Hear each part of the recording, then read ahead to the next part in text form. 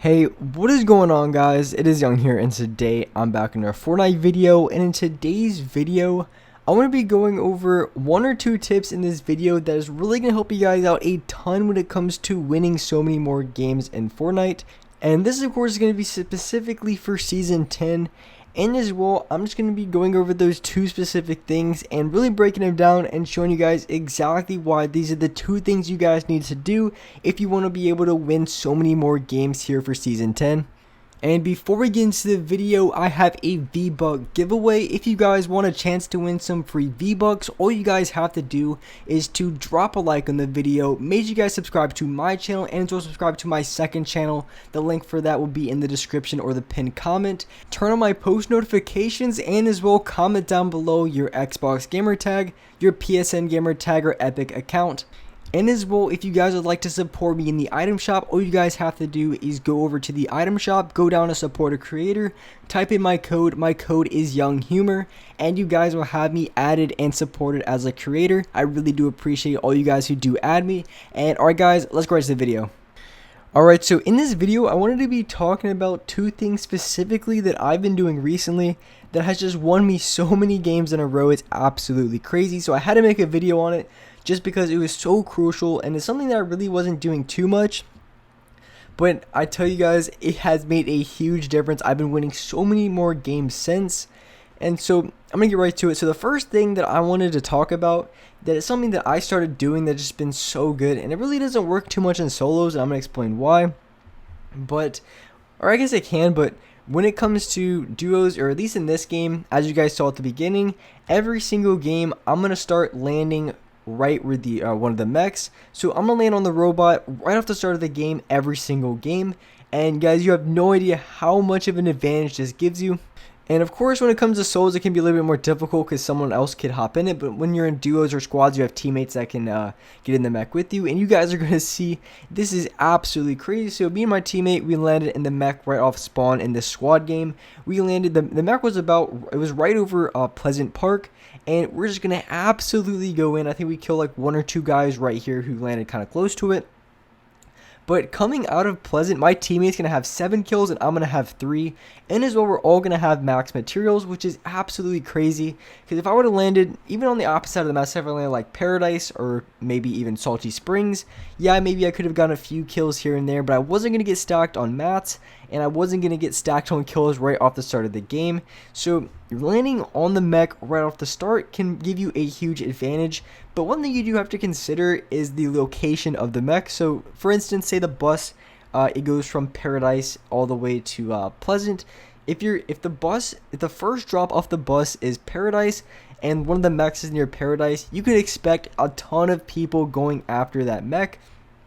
And say for instance a mech is like all the way over at like Snobby Shores, which at the beginning of the video it was, there was no one who landed on it. I think I had like a team go Snobby, but they didn't even land close to the mech. I didn't even know they were there until they started shooting at us, which is a bad idea because we had the robot and we just absolutely creamed them in like literally like 20 seconds.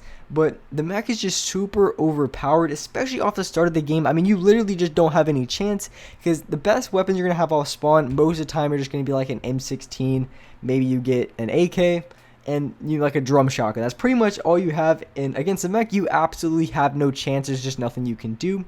So I would recommend landing on the mech, but I would recommend landing at ones that are a little bit off to the side. So if they land in like Lazy Lagoon or places like that, because I've noticed right when it first came out, everybody was landing on them every single game. And it would be like 6 or 7 guys every single time a mech would drop. But now I've noticed barely, I would say, I mean, some people still do, but there's not really that many people or that many teams contesting the mech right off the start of the game. You might have like maybe 1 or 2 teams at most, but other than that, you should be set. And if you have a good enough drop, you should be able to get it.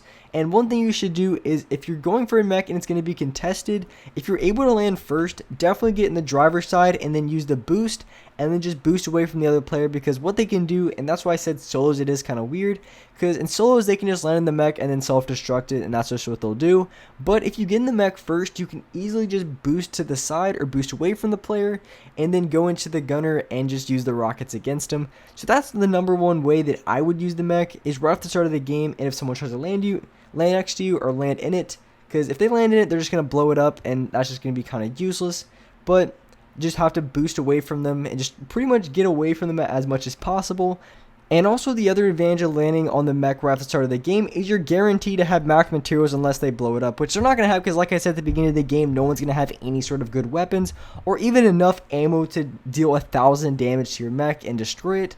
So you're pretty much set. And also after you kill the people in like in Paradise or Pleasant or maybe Salty, wherever you land, once you do that, you can easily go through the buildings and get max materials of every single loot. So even if they do destroy your mech, like pretty much the next fight after the spawn, doesn't really matter because you're still gonna have max materials either way, and you should have max shield because you shouldn't be. Because if you're in the mech, you're not gonna be losing any HP unless you have like a really good angle on you, which almost never happens at all.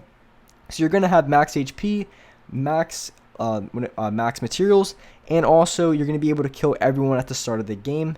So that's why I would recommend landing on the mech at the start of the game. It's super overpowered, and you definitely want to land on the mech that's a little bit away from people so it's less contested, because you can use the mech to get around the map extremely fast. So if it's at the corner of the map, it really doesn't matter because you can easily in like 30 seconds go from like the corner of the map all the way to Dusty Divot. Really not that big of a problem, and you should be able to do it pretty quickly.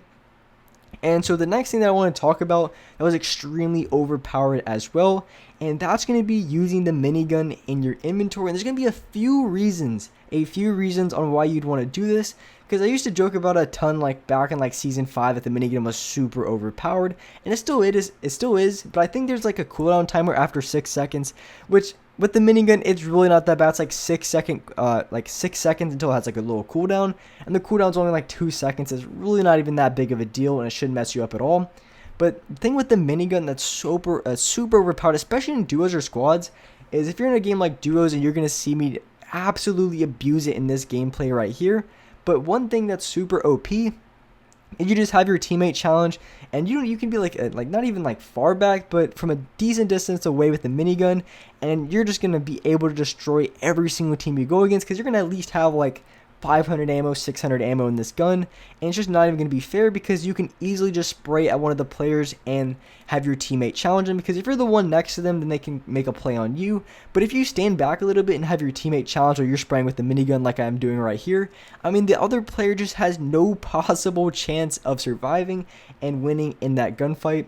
And also, what I'm going to show you guys pretty much right here in this next fight is this thing absolutely shreds the mech. I mean, it's absolutely insane because, like I said, it has like a 6 second pretty much shot timer, so you shoot for 6 seconds before it cools down.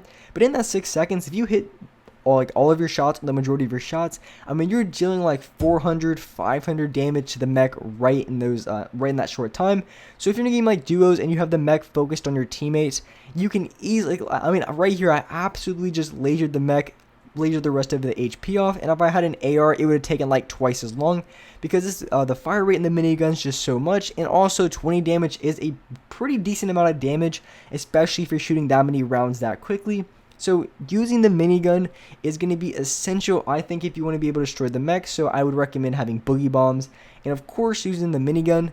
But when you're using the minigun, I have it in my third inventory slot, which I usually have an SMG. So I'm carrying the minigun over the SMG.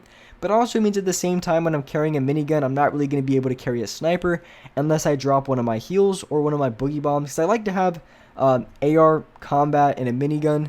And then for my last two slots, I like to have like minis, like some sort of shield or some sort of heals, and also boogie bombs, you know, smoke grenades, things like that.